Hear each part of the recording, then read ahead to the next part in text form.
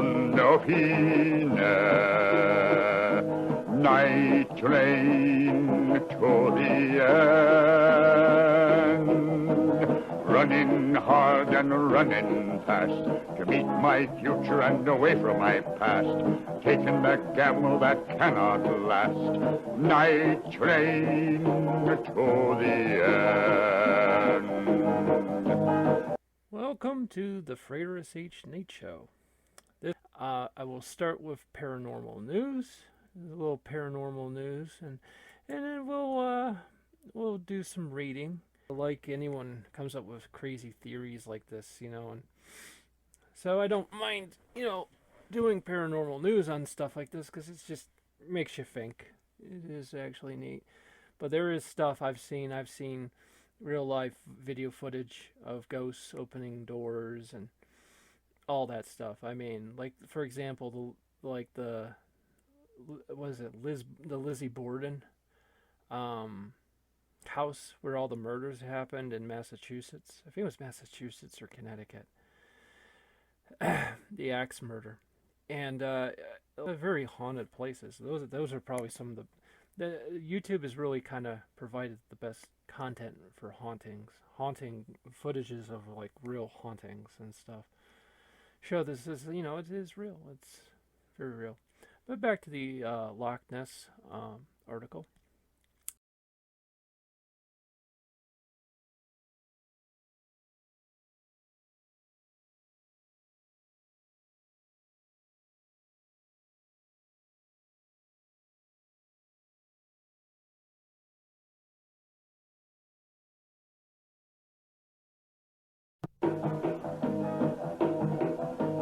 Night train to mundo fine, night train to the end, running hard and running fast to meet my future and away from my past, taking the gamble that cannot last, night train to the end. Welcome to Frater S.H. Night Show. I am your host Sir Peter Pendragon, and this is the show about all things weird and strange. It has been many years since I hosted this show. This show was originally started by Frater S.H. to prepare him for his first interview on Joshua P. Warren's.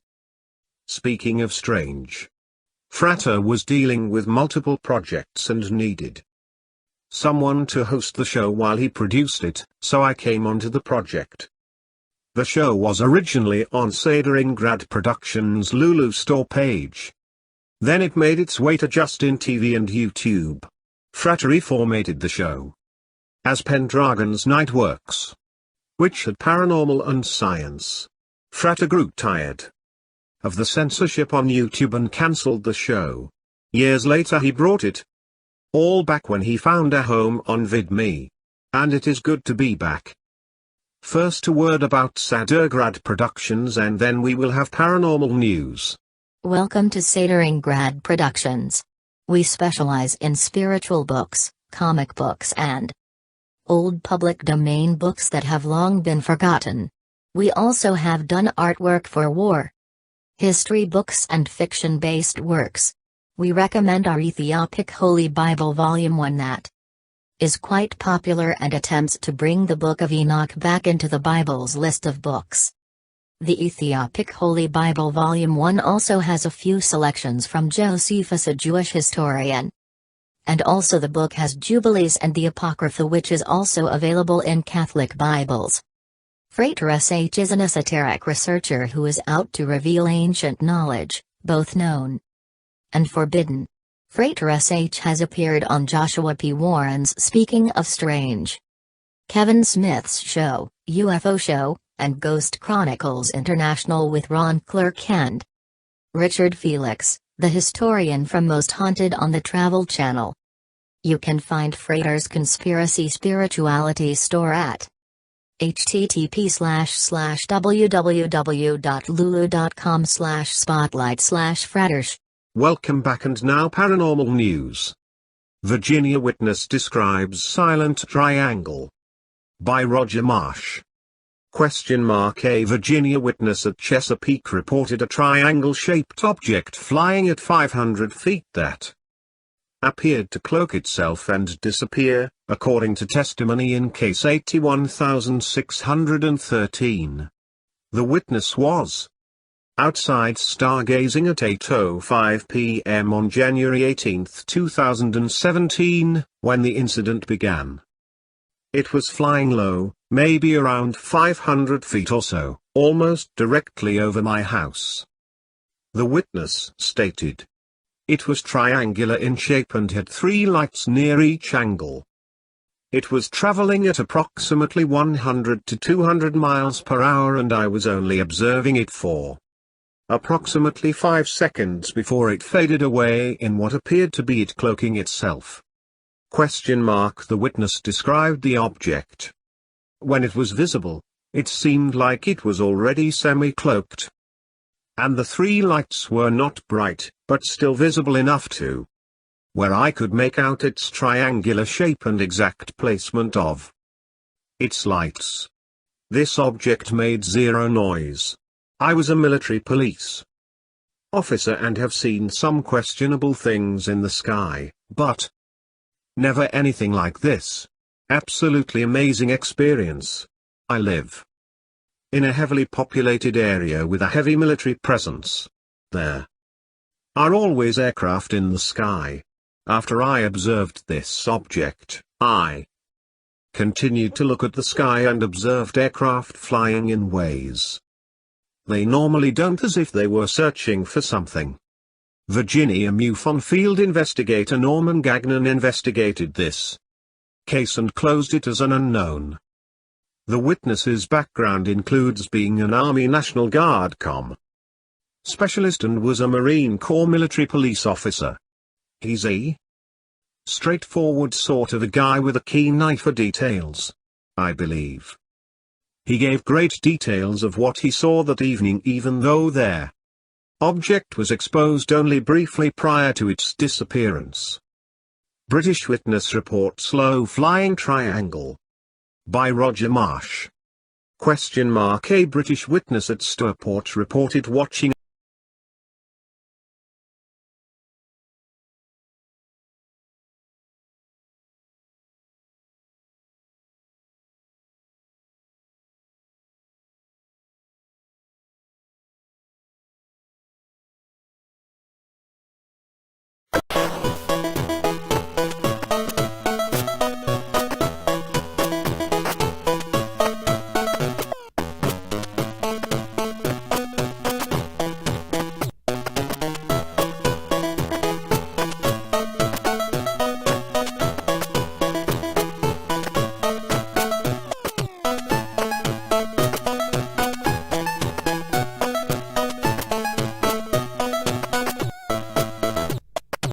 This is Kung Fu, the classic NES black box game of the late 80s. And when you think of Mario Brothers back then, if you grew up during that time, you think of The Legend of Zelda. This game was one of those games. It was not to the, it didn't meet Zelda. It didn't meet Mario. And it certainly did not live on past that time. But it was a classic game. A very challenging game, and those that grew up during that time still know that that is. Sadly, it never was reborn on the Super NES. It never, lived on with the other systems, and it's a very challenging game. As you can see here, though, there's a lot of things to say about this game. Number one, if you notice, it is a lot like the Bruce Lee's The Green Death. And the Green Death was about him going up different levels of a building, fighting different bosses. And I'm sure that inspired many video games.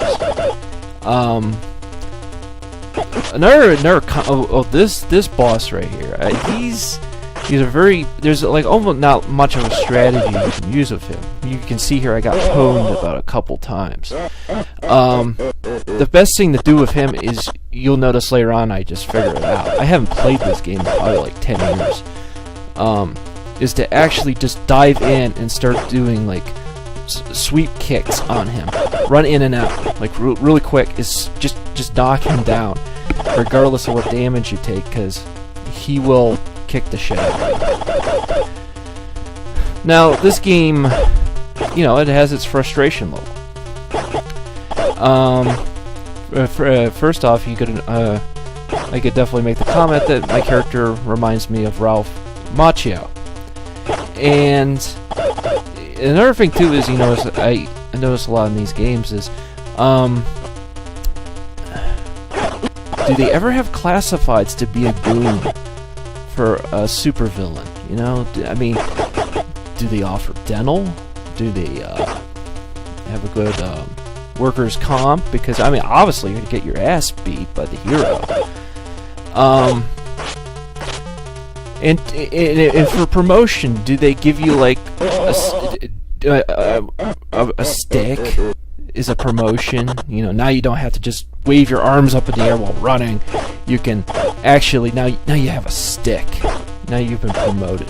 But I'm sure one of the requirements is that you have to have pixelated dark hair, or in the case of these assholes, you have to have purple hair. That's another promotion too. You probably get a little butter knife you can throw at the guy. You still get hurt though. Ralph Macchio here, he's doing pretty good here.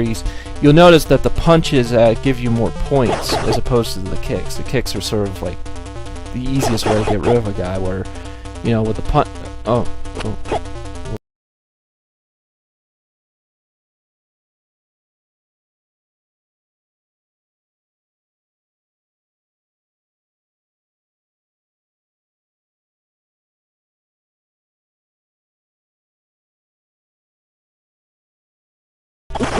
And there you go. That's what you do. You dive in there, you do those side kicks, and those sweep kicks, slow sweep kicks, and there you go. Now this is basically like the Green Death now, you going upstairs. This is a pilot for my new series. This particular show is very much improvised, where other shows will be more scripted, so they have much more comedy, and I just go.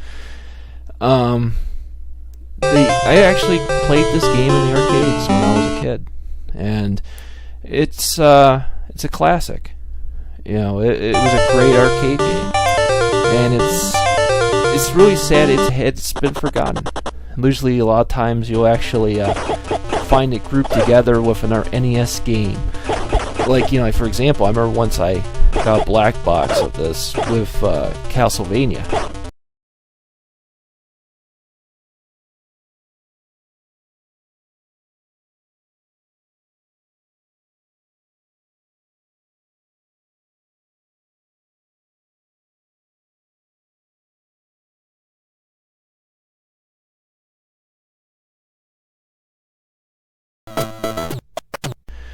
Greetings, everyone.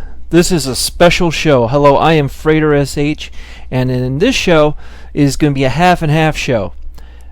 At the end of the show, we're gonna review Hero's Quest for the NES.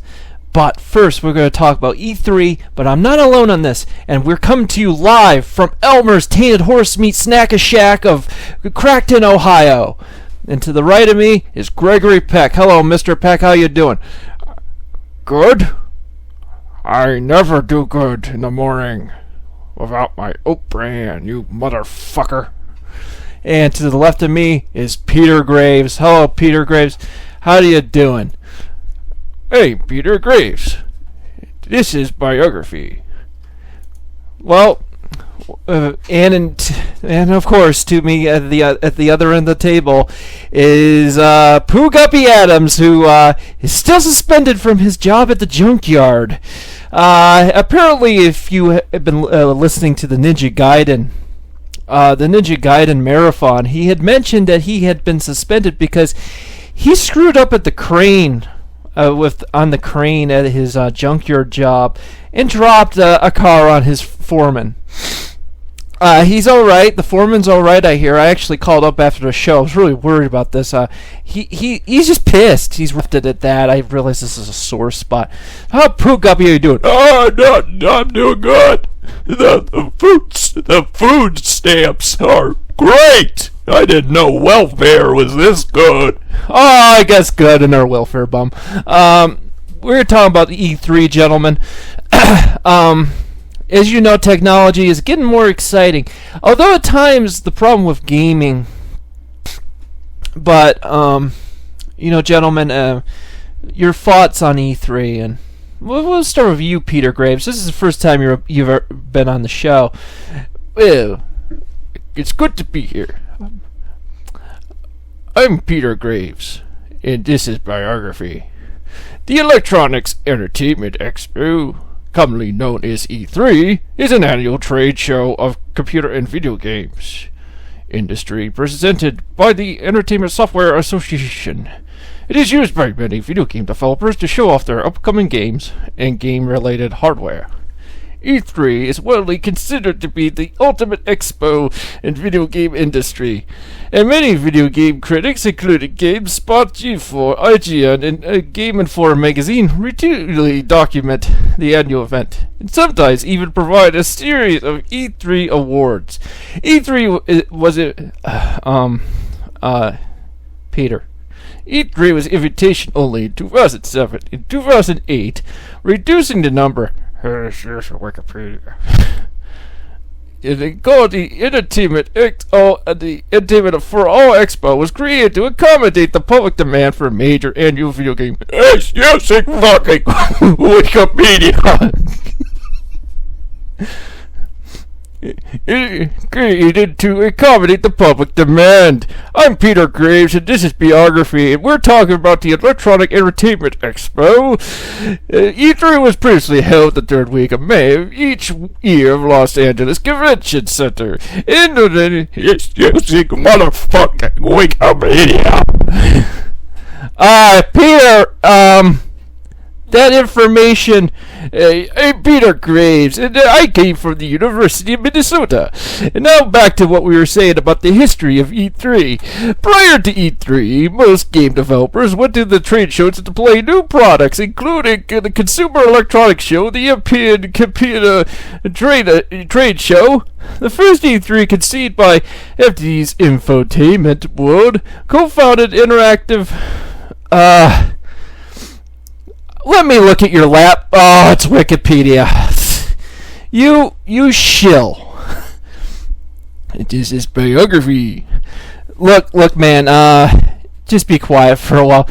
Yes, listen, Wikipedia. I'm Gregory Peck. I don't use unoriginal material like that. I make the material out of my ass, you motherfucker. You made-for-TV hack. I'm Peter Graves. We're going to talk about the death of Gregory Peck on Biography. Okay, guys, we need to get this together. Okay, now, Gregory, I mean, what do you think this? Do you expect me to jump and jack like a little fucking sissy girl? I'm Gregory Peck. I don't do that stuff. I didn't even play Pong. I make awards. Okay. Pooh Guppy, your idea. Does it let you fuck? Pooh, games don't let you do sex whatsoever. You could cut someone's stomach open and let their intestines fall on the ground and blow a head off someone.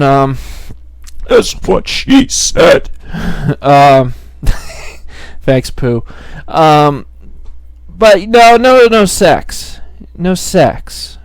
Really quite an embarrassing video, but that's the thing is when you get a multi-billion-dollar company making things like this, they just have no touch for reality. The thing I was going to mention later on is, the thing that really started to promote this thing was Peter Molyneux's Milo and Kate. And what Milo and Kate is literally you're a friend of a little boy. Or, well, just recently I noticed it's called Milo and Kate. Before it was just called Milo. So I guess they must have decided it was politically incorrect just to have a little boy. Now they got a little girl. I haven't seen the picture. I haven't seen any kind of footage. Guilty pleasure in me, I almost want to check this thing out. I would literally consider this thing a collector's item. Because it's such a train wreck? That would be the word. It's a fucking train wreck. You're talking to a little fucking little boy. Yeah, that's right, Pookuppy. I'm Peter Graves, and on biography, we're going to be talking to Milo. Shut up. Can I go right to Wikipedia? No. Maybe later. It's a controversial game, and and Gregory Peck, I mean, let you talk. I haven't heard much from you. I realize you're not much of a game player. I know that when this restaurant here, Elmer's Tainted Horse Meat Snack Shack of Crackton, Ohio, the proud Crackton, Ohio. I noticed when this place closes down, a lot of times you were an NES villain that you usually try to take over the world. They dare close my favorite restaurant. I'm Gregory Peck, and these self-urinating plastic ducks don't make better meat than this place. I'm a proud man, and I tell you, you and your games, you and your fucking games, and this man here reading Wikipedia and making TV movies, it's a disgusting. Okay, moving on. Okay, here we go. Now this is gonna be a really quick review because this game sucks. It's just a prototype. It's licensed by Nintendo, but it was never released. It's literally just like the board game Heroes Quest. I love that. So you got a barbarian, you got a hobbit, dwarf, Simon Belmont. I pick Iron Man. I'll pick Iron Man. Ass named wizard. This game is a literal version of Hero Quest. Hero Quest was I loved Hero Quest. This game sucks. You're gonna see. The fire burns warmly, my cast light into the mental study, the flickering shadows and a hint at the vast number of doors and scrolls over many chairs, laying the mental voice over to the fire. Well, my friends, your training is complete. You are not yet heroes. You have yet to prove yourselves, but first let me tell you, Mocha! Many centuries ago, Mocha, my apprentice, he worked hard, learned quickly, but impatience devoured him, and he wanted to learn more powerful magic. I told him of the dangers, and that he should be patient before it would become a great wizard. But Mocha would not wait. When my stagnants were held within them. Oh, great day! Once he had learned his secret, Mocha fled. I caught him with the found him greatly changed. He pledged to lead it to great powers of chaos. Fall! So magical, he has a shortcut to typo in the video game. Bob and the kid into the terrible price he would have to pay. Oh, more text. I tried to raise him in the mail. I left the name, the kicked in, and then he put my panty down. I was on practical, little kid batted.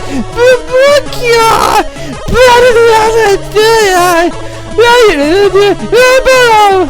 Okay, that's way too many text right there. Yeah, there.